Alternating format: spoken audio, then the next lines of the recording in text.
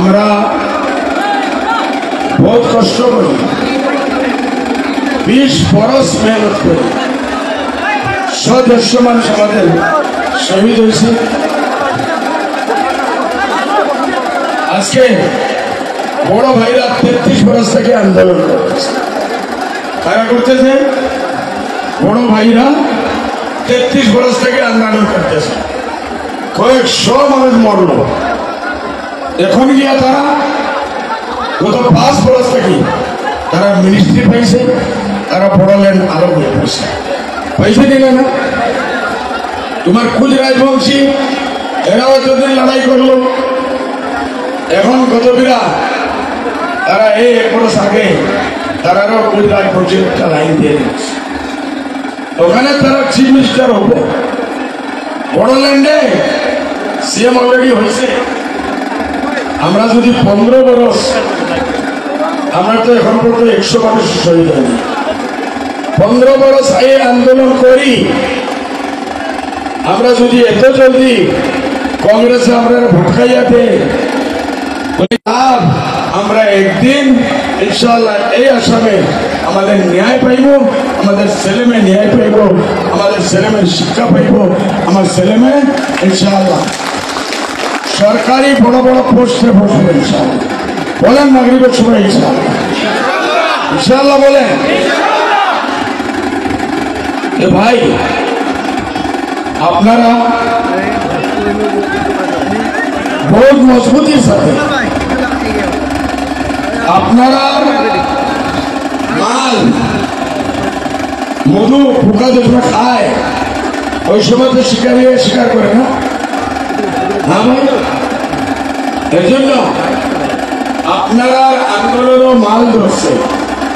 এখন চুর আসবে, ডাকাইত আসবে, খারাপ মানুষ আসবে, যারা নির্ণয় হইল যে এই পার্টিকে কিরকম বরবাদ করতে হবে, যারা এই পার্টির জন্য কোনো কোরবানি দিছে না, এরা এই পার্টির লোকের মায়া হইব নাকি? হইব নি?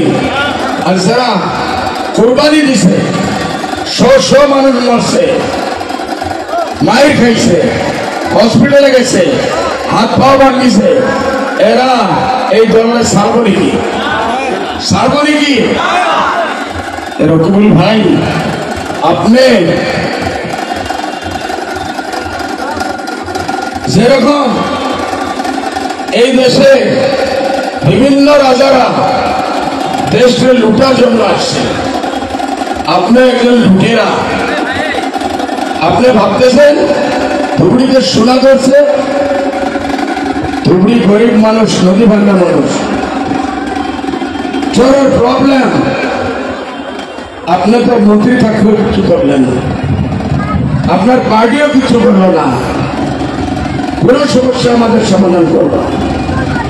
নদী ভাঙ্গার সমস্যা সমাধান করলেন না, ডিপুটের সমস্যা সমাধান করলেন না, মাটির সমস্যা সমাধান করলেন না, স্কুল কলেজ আপনারা দিলেন না, চোরের সমস্যা সমাধান করলেন না। আজকে আমাদের চোরের মানুষগুলো থাকতেছে, এরা কি মানব হিসাবে না? স্কুল না, কলেজ না, মাদ্রাসা এরকম ইনসাফ থাকতে পারেনি। এজন্য এখন এরা ভয় হইল, বলে ধুবড়িতে মাল ধরা হবে। এরা আমরা তো ইন্টারন্যাশনাল চোর, কংগ্রেস পার্টি ইন্টারন্যাশনাল চোর। ওরাই এখন দেখছে যে এখানে বহুত মাল আছে, বহুত মুদ্রা আছে, এইটা লুটার জন্য। এবার রকিবুল সাহেব হোক, ভূপেন বড়া হোক, আরো যে বড় বড় নেতা সব মিলিয়ে পড়ছে যে আজম সাহেবকে হারাই দিতে লাগে। কেন হারাইতে লাগে ভাই? আজমল সাহেব এখানে আপনার কাজে আসছে, দেখছেন না? 15 বরস থাকি তোমরা যেটা 100 বরসে করো নাই, আজমল সাহেব ধুবড়ি ফুল বিল্ডিং আনছে, আজমল সাহেব ইউনিভার্সিটি আনছে, আজমল সাহেব মেডিকেল কলেজ আনছে, আজমল সাহেব রুটি এয়ারপোর্ট আনছে, আজমল সাহেব রেলওয়ে আনছে, আজমল সাহেব পালির ঝাঁদের ঘাট আনছে, আজমল সাহেব মেডিকেল কলেজ আছে, এইসব জিনিস ওগুলো কোনোদিন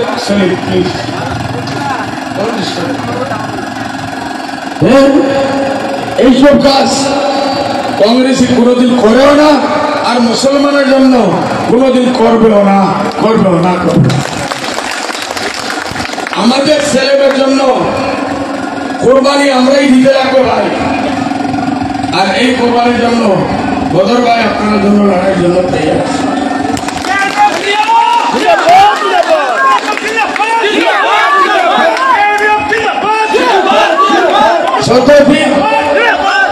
যতদিন এই লড়াই অব্যাহত থাকবে, আমাদের ছেলেমেয়ে শিক্ষিত হয়েছে না, আমাদের ছেলেমেয়ে ডক্টর হয়েছে না, আমাদের ছেলেমেয়ে ইঞ্জিনিয়ার হয়েছে না, আমাদের ছেলেমেয়ে সাইন্টিস্ট হয়েছে না, বদরুদ্দিন মরতে মরতে লড়তা रहेगा और लड़ते लड़ते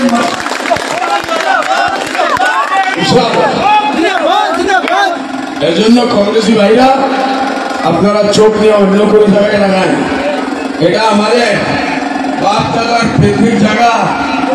কেউ যদি টেড়া নজর নিয়ে আসে, আমাদেরকে ছোট বাচ্চা ওই নজরকে পাথর নিবে। দোয়া করবে, মজবুত থাকবে।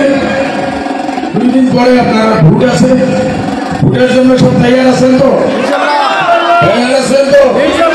কাকে ভোট দিবেন? কাকে শুনছে বলেন, কাকে ভোট দিবেন? সাহেবকে ভোট দিবেন? কাকে ভোট দিবেন? রকিবুলের ডাব্বা খালি, আজমলের ডাব্বা পুরা। দোয়া করবেন ইনশাআল্লাহ।